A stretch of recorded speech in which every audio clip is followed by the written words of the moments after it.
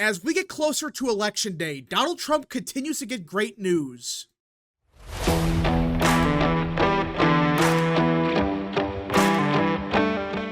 What is up, people of the internet? It is me, Real American, back again with a new video, and today we have to talk about the 2024 presidential election because Donald Trump continues to get win after win after win. Yeah, that's right. Despite what Democrats may claim about the current state of the race, Trump is in a very good position, and it seems like every day at this point, Trump gets great news. And for those that don't believe me, well, look at this. The IAFF, which is one of, if not the largest unions for firefighters, they just announced they will not support anyone for president. This is a big deal. For those that don't know, they have supported every Democrat since 1984, except Hillary Clinton back in 2016, and now Kamala Harris in 2024. This is a big deal because this isn't the first union to announce, yeah, we're going to support no one for president. Just a month ago, the Teamsters dropped a bombshell announcement when they said, we are supporting no one for president, which was the first time in a very long time that they didn't back the Democrat. And now you have the largest firefighter union in America saying, we are supporting no one. Which tells you one of two things. For starters, this means a bunch of people within the union, they were backing Trump. The same thing happened with Teamsters. They said, oh, well, we're not going to back Trump because he needs universal support. AKA, he needs like 80% of us to say we support him. He got like 60%. And the way they phrase this, it makes it sound like the same thing happened. They said, by a margin of 1%, we voted to not endorse a candidate in the 2024 presidential election. Makes you really wonder, what was the actual result? Was it, oh yeah, we had the same standards as Teamsters where Trump had to get 80% of the vote to win our endorsement? Or maybe it was just the majority said, you know what? We don't like Harris. We don't like Trump. We're going to support no one. You can vote for whoever you want, but right now, we will not support either candidate. Which, by the way, this same union, back in 2020, I mean, in the April of 2019, they backed Biden, for crying out loud. That's a type of union we're talking about. Hell, last year, they were supporting Biden. But now, Kamala Harris, she lost their endorsement. And they didn't back Trump, but the way it sounds like, there's a lot of people in this union now saying, we're backing Trump. And if that's the case, Harris has a big problem, and I'm starting to believe, yeah, there is a real shift with union voters. And it's not just Teamsters, it's not just, firefighters. It seems like every union is shifting heavily towards Trump. And for those that don't believe me, like, you could say, well, maybe these unions are one-offs. Maybe they're flukes. It's not a consistent trend. Look at this. CNN just a couple days ago said, hey, Kamala Harris is only winning the union vote by 9 points. That's not a misquote. That's not a typo. Harris is winning the union vote by only 9 points. That's worse than Clinton 2016, for crying out loud. That's way worse than Biden 2020. I mean, compare that to Clinton 1992. Clinton in 92 won them by 30 points. Right now, Harris is barely up by 9 points with union households. This is a disaster because this is clear as day. It's not just one union saying, yeah, we don't like Harris, we're not going to support her. It's clear that there's a consistent trend away from the Democrat Party towards Trump. It's not just Teamsters, it's not just firefighters, it's the auto workers, which, by the way, they even admitted that, yeah, we backed Harris, but we admit that the vast majority of people in our own union are backing Trump. Which should tell you a lot about these unions, by the way. They don't give a rat's ass about their members. They only care about, frankly, corruption. That's what it comes down to. They only care about helping the Democrat Party, and that's that. But the fact is, you have Teamsters, and now the largest firefighters union in America saying, we're out. We're not supporting anyone. And the way they phrased it, it sounds like these voters, they probably were going to back Trump, but they probably had some stupid threshold of like 80% to get the endorsement for Trump or something ridiculous like that. But it should tell you everything about this race that Harris is in a very bad situation because she's having a clear problem with not just union voters, because that's one thing, like, okay, Harris is doing a little bit worse with union voters than Biden and even Clinton 2016.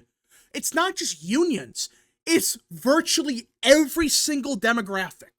And this is something I wanted to talk about because not enough people are discussing the fact that, according to virtually every poll, not just one or two of them, but nearly every single poll, Harris is doing worse with nearly every demographic. Younger voters, older voters, union voters, white working class voters, Hispanics, African Americans, etc. It's every demographic she's doing way worse than compared to Biden. Biden 2020, I should say. Is it better than Biden from 2 months ago? Of course. I mean, that guy was he was crashing every day. He was getting horrific numbers. And that was because he was such a bad candidate that a bunch of these people realized, oh, wait a minute, this guy's completely out of it. But outside of that, when you compare Harris's vote share among unions, among Hispanics, African Americans, compared to Biden 2020, or even Clinton 2016, excuse me, it is a disaster. So my question is simple. What voter bloc is Harris doing better with compared to Biden? This is a big deal because you have to win the election with some voters. Like who? If you're doing worse with Hispanics, African Americans, you're done in a state like Georgia. You're going to get killed in Arizona. Nevada could be a big problem. If you're doing way worse with union voters, with white working class voters, that's a disaster for the Rust Belt. Which, by the way, so speaking of the swing states, a brand new poll from Ipsos. Yes, the same Ipsos that every time there's a good poll for Trump, out of the blue they say Harris is actually up nationally by 7 points.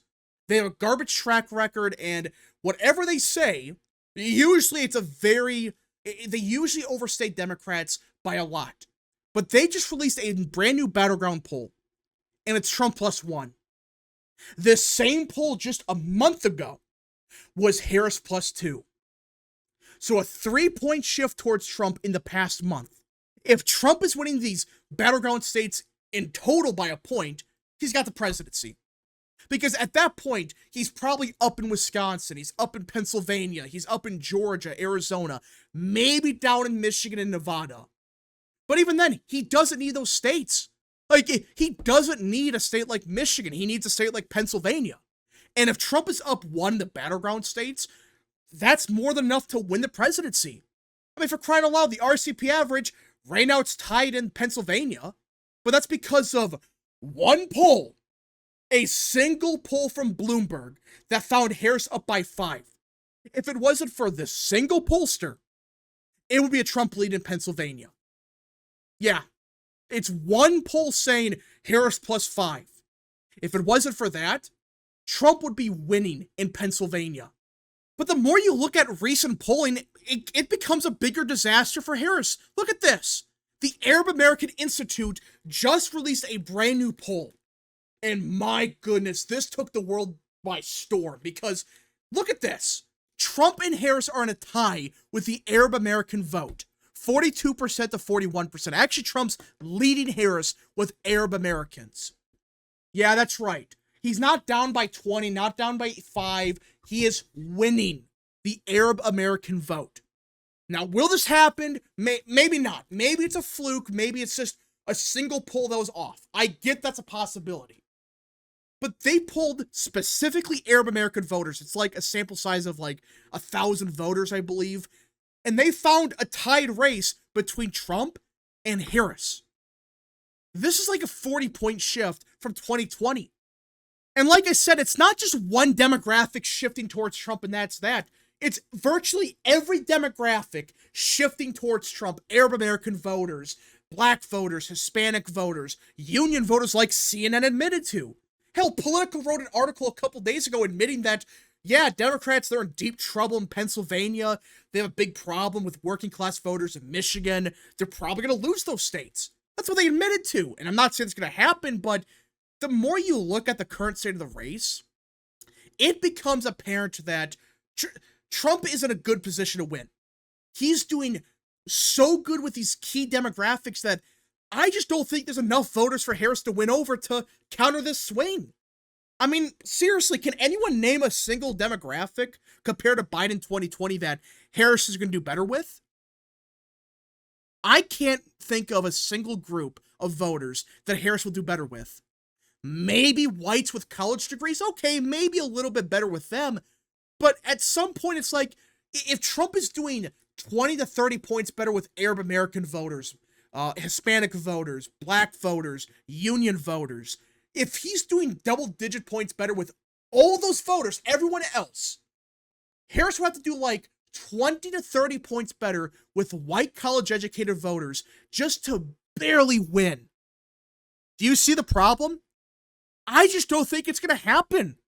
I really don't think there's a pathway for Harris to do 30 points better with whites with college degrees. It's possible, I guess. But what's more likely? That every single poll that's polled union voters, Arab American voters, Hispanics, African Americans, every demographic, these big studies, are you going to tell me with a straight face that every single one of them are fake? And that there's no shift among Arab Americans, there's no shift among Hispanics, and there's only a shift among college-educated whites?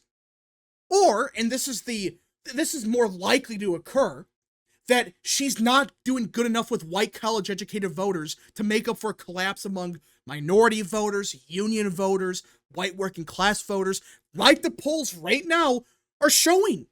I mean, how do you explain a 10-point drop-off compared to Biden 2020 with union households? Do you really think it's a complete fluke that big unions like Teamsters and the firefighters, they're bailing from Harris? You think this is a fluke? No, it's not. It's a trend. It's consistent. These unions, they are not supporting Kamala Harris. They may not support Trump, but they are not voting for Harris right now. And it's clear from even CNN, they admitted Harris is getting historically pathetic numbers with union households.